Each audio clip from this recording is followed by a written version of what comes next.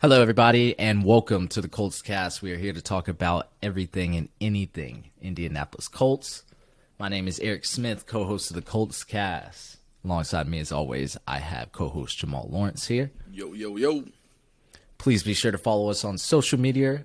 Our Twitter handle is @thecoltscast, and our Instagram is @coltscast. Not only will you see new episodes posted on there, but you will see posts from us, and the polls we run, exciting highlight videos, and anything in between. Check us out on YouTube as well. We're posting video pods up on there, not just the audio format. So go ahead and subscribe to our channel. Really appreciate that. All right. So it's very early mock draft season for the Colts Cast. You know, with how the season's going, it's time to look to the future. So today, we're going to be doing a very early mock draft for the first round. Only the first round. So, you know, I'm eyeing 4 quarterbacks currently. I think Jamal is as well. Of course, this could very well change in the coming months. So that this isn't, cemented in concrete. We're just going off with the data we have now, the draft pick we have today, which I believe is the 9th overall. Correct. Yeah. So right now, in no order, who the Colts should be looking at right now are Bryce Young, C.J. Stroud, Will Levis, and Anthony Richardson. So, Jamal, who do you want to start out with? Because we're going to break it all down, and then, we'll give you our favorite. All right, let's start off with Bryce. Bryce Young. Woo, big old Bryce Young. So I got nicknames for almost everyone here. The former Heisman winner. It's not really a nickname. Bryce Young, 31 touchdowns, 5 interceptions, 3,007 passing yards this season. That is a good year. That is a phenomenal year. And it goes to show because he was setting single-season records for passing yards and touchdowns. So Bryce Young is that guy. 6'4", 194 pounds. A little undersized. We'll talk about that later. He's got a good arm. Can make every throw needed. Very accurate QB at all levels. Arm talent is definitely evident. He's fast. He has great mobility. He's confident in the pocket. Doesn't falter when pressured. Like, he's got that it factor. Knows when to escape, to extend the play if needed. Turns a negative to a positive. Leader in the locker room. High IQ quarterback. Reads and decision-making are great. I mean, if you've watched him play, he just looks like he's always making the best pass.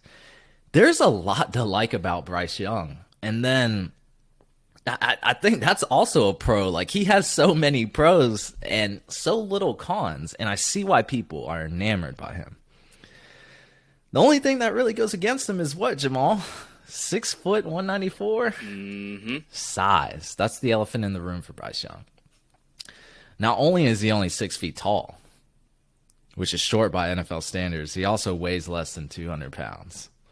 To put that in perspective, Kyler Murray, who is 5'10", weighs around 207 pounds. Next. I ain't talking about Kyler. I don't like Kyler, but that's a different story for a different day. But I'm glad you used that perspective. Yeah, Kyler Murray was the number 1 overall back in 19, 18? I think it was 19. Yeah. So I don't really know why weight's very important. I can only imagine being heavier means you can shake a sack off more often. Maybe not. But then you can argue a lighter QB may have more escapability like Kyler does, Kyler is still, I think the average QB weight's probably in the 210s, 220s. He's still under that. So I think it depends on the evaluator, how they factor height and weight, etc. But there have been successful QBs in the NFL who were undersized, and are. Michael Vick. We can all agree he's probably one of the best rushing, if not the best rushing quarterback in the NFL, as it stands currently. Russell Wilson, pre-Denver Bronco days. Dangerous. Yeah, dangerous. He was dangerous in Seattle. Man won a Super Bowl. Drew Brees, another Super Bowl winner. Didn't they take a Super Bowl away from us? Why are we talking about that? Yeah, the lights went out. Real convenient. Yeah, so, all of these quarterbacks, 6 foot or less, been successful. I would include Kyler Murray in there just for the fact that They've gone to the playoffs with him. They've been able to build around him. There's a future set for him. We'll see if he's actually successful in the end. But I mean, they've been building around him. It seems like he's he can be a successful QB. He has limitations, but he also has, some things that a lot of, if not most quarterbacks can't do. So the only thing to me that really limits a short QB is probably vision. Can't see over those 6'4", 6'5" linemen. That would be the only thing that's like a knock. And then the other knock, he played at Alabama. People will argue like, oh, he had the greatest coach of all time, best talent all around him every year, so of course he'll look good and perform well. Sure. I mean, I guess I won't argue that, but we've had successful QBs come out of top talent schools, so it's really hard to say. But if that's the only things you can find to knock about Bryce Young, I mean, so be it.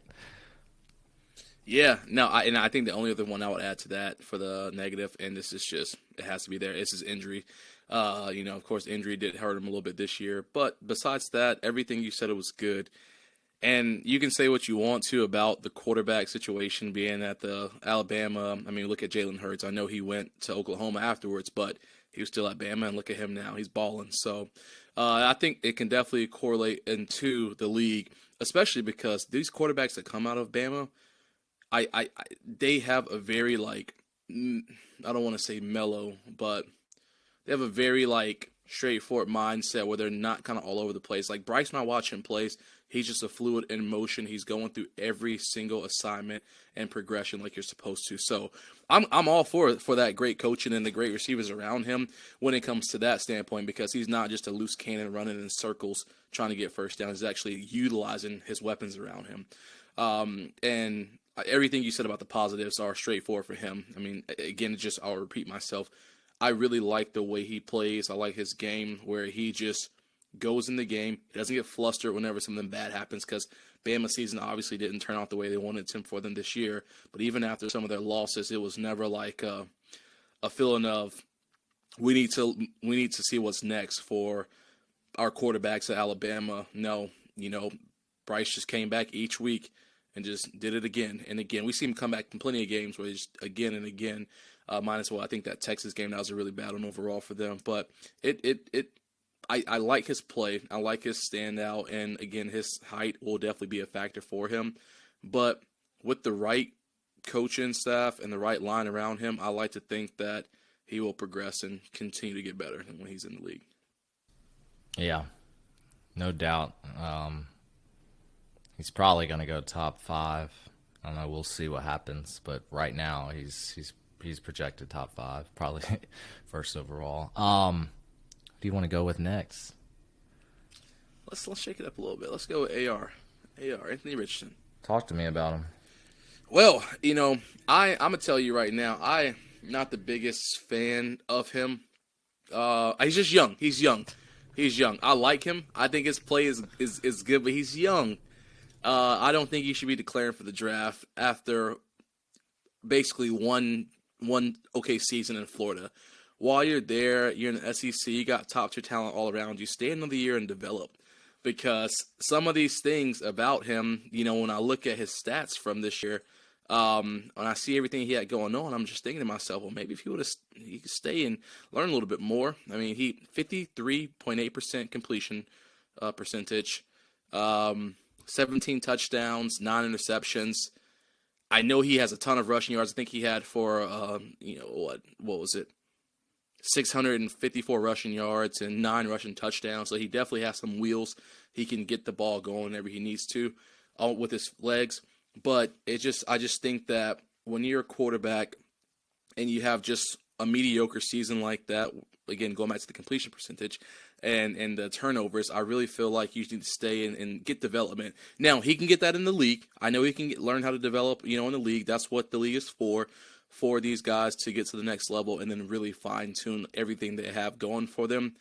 But for me, personally, I just think it's a little premature for him. I would like to see him do another year at Florida just to kind of prove his worth and show me that he is a top-tier quarterback and not just someone who's going to slip through the cracks because he had a great season with his legs and a decent season with his arm. And that's just the way I feel about him. So you said he's young, but C.J. Stroud and Bryce Young ain't young. Well, yeah, Being the they're same young, age. but I mean college career wise, he was redshirted as a freshman. So he only had really one big year on his belt. Bryce, I mean, he's had a couple years now with Bama, and I'll talk about CJ and how I feel about him. But I shouldn't say young. I should say his college career is young. Okay. Well, yeah, 26 touchdowns, 9 interceptions, 2,549 passing yards. Yeah, I would think that's solid. Definitely when you dig into his completion percentage, you're like, whoa. I mean, I'm pretty sure he ranks. I don't even think he's top 50, top 75 in completion percentage. Like you guys might shrug that off, but completing 53.8% of your passes is awful, no matter how you spin that. So, I guess I'll start with his negatives first, since we're already on that. Like, he has to improve as a passer in a lot of areas. Like, accuracy is one thing. It's just too low. I've seen him miss easy throws to guys. And he's hitting them right at the feet. Like, you can't do that, or we're gonna be saying like, "Yo, he the next Matt Ryan." But he's not, because he's got talent, and I'm talking alien-like talent. 6'4", 232 pounds, big guy, and he's fast. We're talking Cam Newton size, Lamar Jackson running ability vibes. Like, very exciting to watch. I see why Colts players really want him. Like, he's gonna be fun to watch. Like, and especially if he improves in a lot of areas. Sky's the limit. Cannon of an arm. I saw a video the other day. I think he threw from his own 20 or 30 into the end zone. That's a cannon. That's a cannon. Now, that shouldn't be everything. Like, that's awesome to have a cannon arm, but we've had some failures of quarterbacks who just, oh, he's got a big arm. Jay Cutler. But yeah, compared to C.J. Stroud, Bryce Young, like, I don't know. He's just low on the decision-making skills right now, unable to read defenses correctly, working through those progressions.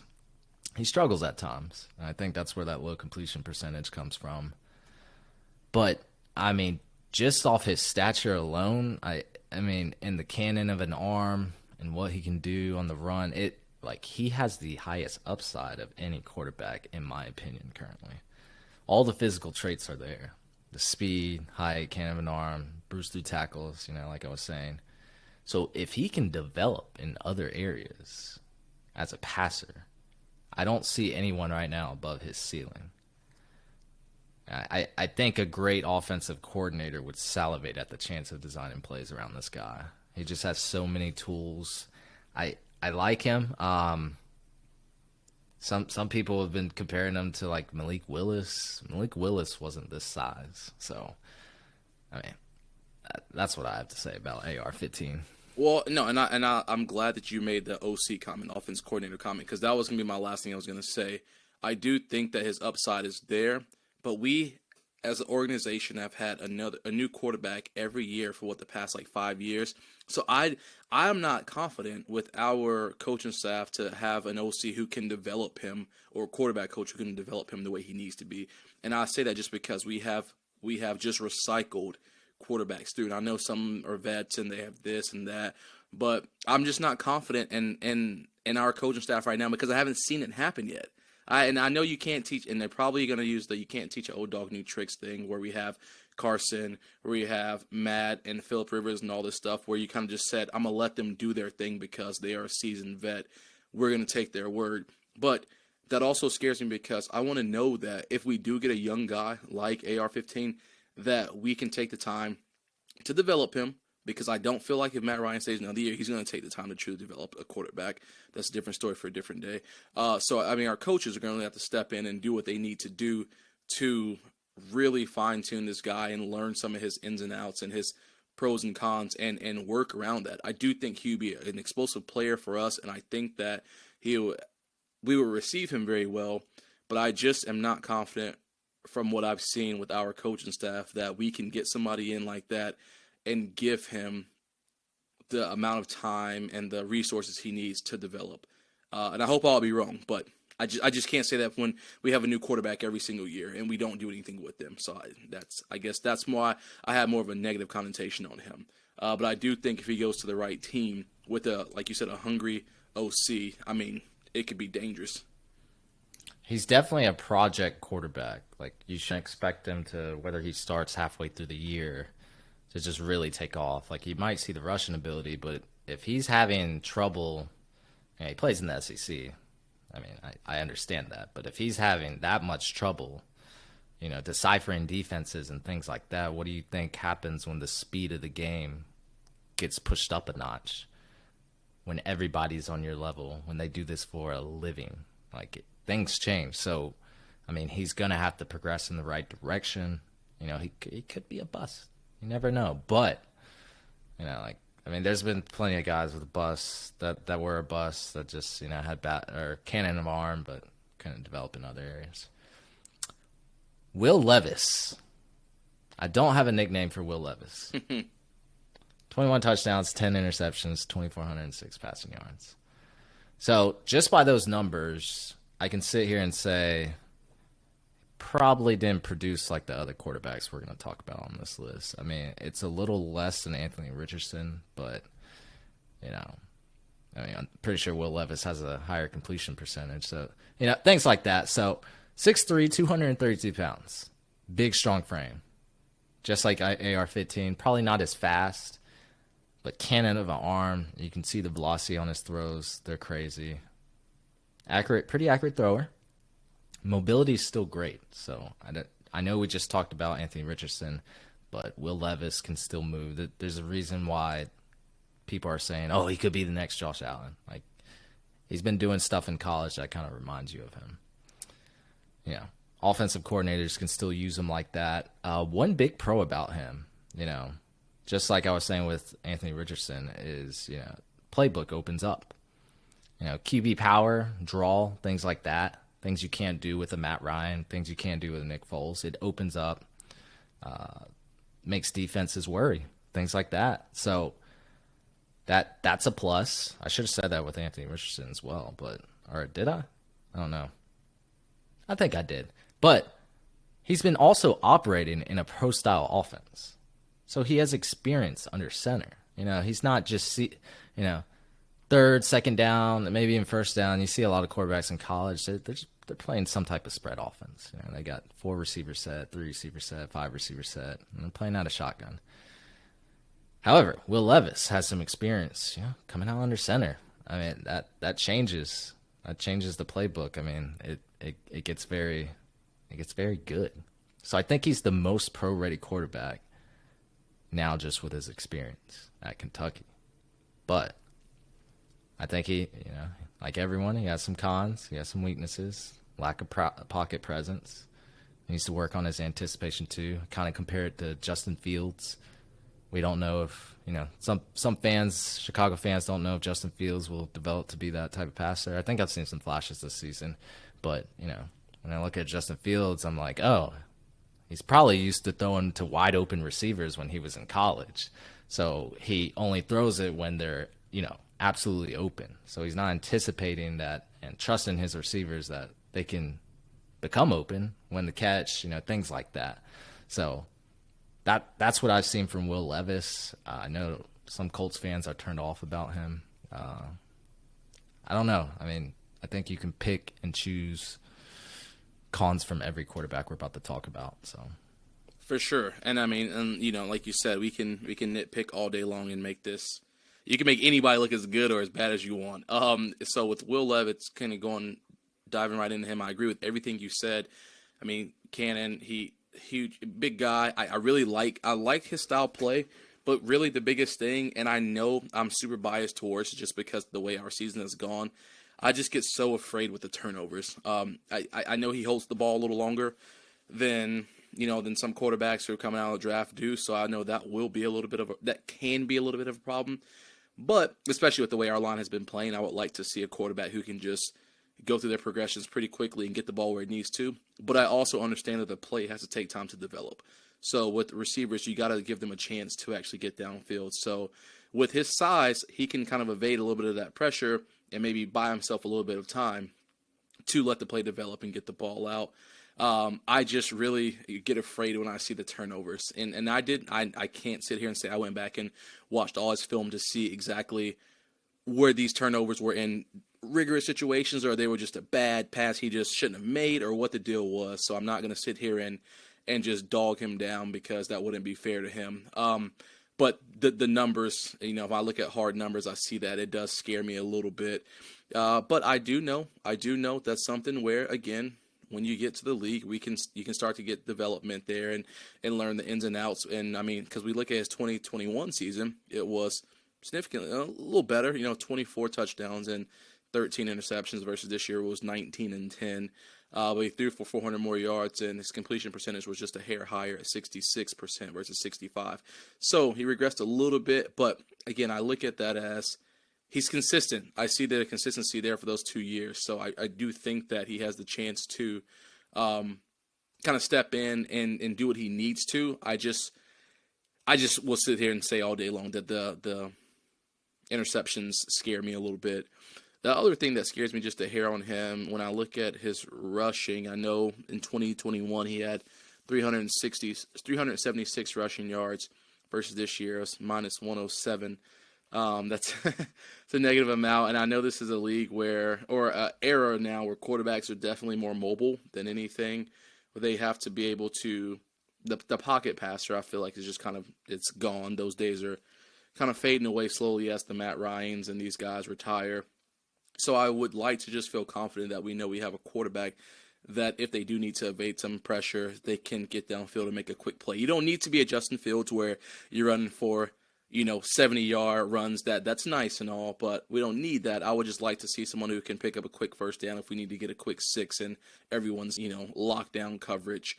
So I'll be curious to see how that would transition for him in the league. But Will, overall, I think that he looked, pretty good. And like you said, that pro-style offense kind of sets him apart and puts him in a better skill set than maybe some of the others. I gotcha. Well, last but not least, boy, C.J. Stroud. What you got on him, Jamal? Oh, sorry, unmuted. Going back to the Justin Fields talk you were just giving. I mean, we look at a situation where you have Marvin Harrison Jr., who had over, and I don't know, you Colts fans, I don't know if you ever heard the name Marvin Harrison before. It may ring a bell. But Jr. is playing just as good as Senior was playing in the league. No, Marvin Harrison, this is Jr., crazy stat. Eric, I'm sure you've probably seen this, but over 1,000 yards receiving, and guess how many drop passes? Not 10, not 9, not 8, 7, 6, 5, 4, 3, 2, 1. Zero drop passes. Mm-hmm. Over 1,000 yards receiving. That's crazy to think about. So when I say that, my first thought is, CJ has nothing to worry about. I'm going to just throw the ball to him and let him do the work. So that's where, going back to what you were saying with Justin Fields getting the chance to throw to open receivers when he was in college, that's where it scares me with these guys like CJ, where they are surrounded by other 5-star athletes going against these smaller schools where they're maybe playing against a cornerback that's not as good as the Bamas or the Auburns or the Georgias, or Michigan for what it's worth, because I think they got smacked up by them, That's what scares me with these kind of guys. I do think his numbers look phenomenal across the board for him for this year. I shouldn't say phenomenal, but they look really good for him across the board for him this year. As we look, he had 3,340 yards, 37 touchdowns. I mean, that's just crazy. But I did watch some games where he did not look too hot, like the Penn State game. Watch that the entire game. He looked terrible. Their defense stepped up because they were going to lose to Penn State. They were definitely going to lose to them, and the defense stepped up and saved them. So I look at those kind of games, and I see that whenever there was a defense that was really tailored to shut him down, they did it. And those kind of things scare me when I think of the Belichicks and the Vrabels and these defensive mind coaches who make it their effort to shut these quarterbacks down. is he going to become one-dimensional in these settings? Those kind of things scare me when I think about him moving into the next level. Also, when you don't have other 5-star athletes around you, we look at him. If we were to keep a JT around him or something like that, yeah, it would be great to have another very high-level, high-caliber player with him. But what if you don't have him? What if you lose a receiver? Well, these things happen. How is that going to transition for him on the field? So those things kind of scare me with him. I do like his play, but I will hold the fact that he has all these weapons around him against him. Okay. CJ Stroud, Mr. Efficient. Like you said, 37 passing touchdowns, 6 interceptions. You heard that, right, Jamal? 3,340 passing yards. 6'3", 218. Good size for a QB. So I say all that. You're saying he's had a lot of bad games, and he still put up these numbers? Do I need to pull up their schedule? No. It's fine. I'll keep going. He has great arm strength. Maybe not cannon like Richardson or Levis, but it's there. It's great. Accuracy on point. 2021, he completed 71.9% of his passes. 2022, 66.2. What's that, about 5 or 6% difference? Oh, well. Still more accurate than most QBs. What I've seen is accuracy all over the field. Short underneath passes, intermediate game, downfield throws, all precise, all accurate. I've seen this man roll out to his left and make a touchdown to his right. He's got talent. A smart passer, just like Bryce Young, able to diagnose pre-snap, make the best throw, exploit the defense at his weakest point. That's something this Ohio State QB is very good at. How do you think he set the passing yards record at Ohio State in a single game at 573 passing yards? And you were talking about, the death of pocket passers. Enter CJ Stroud, pocket passer. People don't think of him like that. I don't know why, but he is a true pocket passer. However, I think he has underrated mobility. Times where I have seen him take off. He's fast. People will never talk about his mobility. He's athletic. He just doesn't need to run the ball. I think that's a good thing.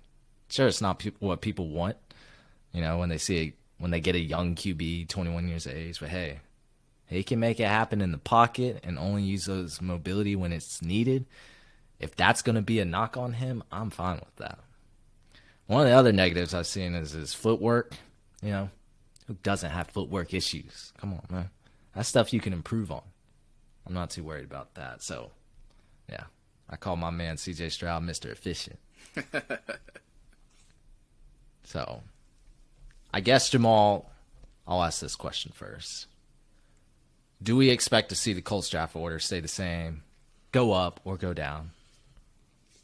I really think it'll stay about the same. When I look at some of the other teams' schedules, everybody's kind of in a bad place. Everybody who's playing bad, they're kind of in a bad place where I don't expect the Texans to try to go out and win games. I don't expect the Lions to go out and try to win more games, or I don't expect the Panthers to go out and try to win more games. I would think that they want to cement their spot in the draft order. So with that being said, I'd like to think that everyone will continue down this spiral of losing, and we will stay probably about 9. What about you? You don't think we'll win? Or you don't think we'll lose? Oh, we'll lose. We'll lose, but the other team's going to be losing too, so I don't think we're going to go anywhere.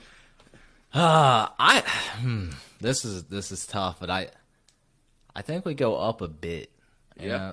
I just don't see us winning another game. And some of those other teams above us, I think they can inch out a few games. Okay. But I mean, like I said, we have a tough schedule. It's been tough, but it stays tough. So I don't think I see us winning another game. Especially, I think the only game we have any much of a chance is the Texans. And the only reason why I think we'll even beat them this time is because, and unless there's some wild thing happen where they are in trouble and they absolutely, and like it doesn't matter anymore for them if they win or lose to get the first spot, they're going to lose because they're not trying to lose that number 1 spot. So I think that we may get lucky and beat them just for the sake of them keeping their draft capital. But besides that, Vikings, that's a wash. I move this to Saturday. That's a wash. Chargers, that's a wash. Giants, that's a wash. Texans. We may get them just for the sake of their draft pick. All right, so out of those 4 QBs, just tell me who you like the most. Who I like the most is Bryce. I would like Bryce. If I could pick any of them, I would pick Bryce. Yeah. Okay. What about you? I kind of want to agree with you. I mean, Bryce Young seems to be the most polished out of all of them. But I'm gonna take the scenic route. I'm gonna say C.J. Stroud, boy. I'm gonna say it. There's a lot of hate on him. I think there is, but man, I mean, strictly a pocket passer. I don't know. I like pocket passers. Maybe I have a little bias towards them. You know, if you can do it in there, and then you got the underrated mobility, sky's the limit, baby. He's shown he can produce. He's the most efficient quarterback in college football right now. I mean, tell me I'm wrong. No, you're not wrong. You're not wrong. And I do like pocket passers. I just think that it's the day and age where everybody expects to have a quarterback that can go bust out a 40, 50-yard run for them they need to. But I do enjoy watching people who can sit back there and cook. I can watch it all day. It's crazy. Most of the best quarterbacks probably right now in the NFL, you could argue they're top 5. A lot of them are pocket. Like Joe Burrow is a pocket passer. Mm-hmm. You're right. And even when you look at Patrick Mahomes. I mean, I feel like as every year he runs less and less. Like now, I've seen plenty of games where he has easy, first down pickup for a 12-yard run, but he sits back there and waits for the pass. He waits he can make the throw. So I mean, I agree. I think that these guys, even Jalen Hurts. I mean, we obviously see him running now more than he was at the beginning of the season, but even still, I think that he tries to read every progression first and then run. So you're right. I do think that a lot of these top 5 quarterbacks are sitting back in the pocket, chilling when they can. Yeah, a lot of previous MVP winners, they've been pocket passers. Aaron Rodgers, Tom Brady, even Matt Ryan when he won. It's just, I don't know. It might be a dying position as a pocket passer, but I'm all about like C.J. Stroud. He looked like the real deal. Honestly, I mean, Bryce Young is probably right there with him, but I just want to pick somebody opposite of you, man. But I think we're looking at Will Levis or Anthony Richardson right now just with our draft pick, unless we trade up. And that's, I mean, Jamal, who we trading away to move up? Colts fan, y'all gonna hate me. But it's Shaq's time to go if we need to. It's his time. And I'm going to tell you why. Because, for one, we look at Zaire. We got him back there who's been eating all year long. Of course, he hasn't been producing the amount of turnovers that Shaq has, but he's shown that he can handle that position and handle it well. Also, other main reason why I would like to, well, I shouldn't say like to, but why I'll be willing to rid Shaq. For one, he has a massive contract. And two, we've seen the injuries. The biggest thing that scares me with the injury is we all thought as soon as the surgery was done, he was feeling better, we'll get back in the game, coming on high colors. But he has not. He came back, broke his nose, got a concussion, came back, injury, flared up again, IR. I don't like those declines, man, because we know that these people, once they start to go downhill like that, it's just one thing after another. So do we want to risk holding on to him for another 3-4 years and then say at the end of that contract, either A, he's playing at a par level, or he decides to retire, then we're like, dang, we just spent all that money or whatever the case is. Or do we try to, unfortunately, bite the bullet now where he still has some good capital and the team still want a leader like that on there, and we can use that to our advantage, because I know someone can use someone like him. Yeah. What about you? I'd have to agree, man. That's I think we were talking about that last episode. It would help us out a lot. I mean, I think there's just a few players. Like, I mean, you could just start with the obvious. Like, can we move on from Matt Ryan? Can we ship him out of there? Can he retire? I mean, there's going to be a pretty significant dead cap hit either way if we get rid of him. But got to do it now, right? Yeah, you got to, especially if you want to get anything forward. I mean, for one, anybody trading for him. I was gonna say we're not gonna move down if we say, oh, I got Matt Ryan right here for you. No. we gotta be real. People are gonna want some talent. You know, they're gonna want somebody big. They're gonna want a JT. They're gonna want a Shaq. They're gonna want a Quentin Nelson. You know what I mean? Like someone who can still, on paper, produce what they need to do. So there's gonna be a matter if the Colts are willing to. Are they gonna want Quentin Nelson at $20 million a year? Well, if you look at his stuff this year, you're right. He hasn't produced this year, but I mean, when we look at the Zach Martins and we look at the Quentin Nelsons, I mean, it's hard to not say you don't want to pay the man. But yeah, Zach Martin might be playing well, but Big Q. Who's a big player you would give up? Who's a big player you would be willing to give up? I already told you last episode. The whole roster can be on the block. I already said like, everybody's expendable. Yeah, I'm fine with throw some C4 down, blow that whole thing up. I mean, start from scratch. I'd be okay, but like Mo Alley Cox, like, you know. Oh, I mean, yeah, for sure. Get rid of him. Oh man, you remember Andrew Ogletree? Like he was balling out in the preseason. Mm-hmm. In training camp, like we still got him coming back. We got Colin Grant. Yeah, get Mo Alley Cox out. I mean, we could probably go on a long laundry list of players we could ship up for draft capital, for some needed draft capital. It just depends how big we want to make the explosion.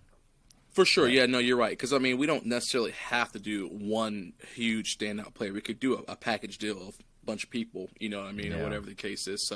So Colts fans, don't beat me up because I said Shaq. I'm just saying that if I had to give out one superstar, that would be one I wouldn't mind. I wouldn't mind with the departure of. I wouldn't like it, but I wouldn't mind. They're not listening to the rest of the podcast after you said that. I know. Good thing I waited till his last to deep in. But he's right, Colts Nation. I mean, there's a time when I think we do have to at least do a partial rebuild and talk about what we can do to set us up for the future, because right now it's not looking good.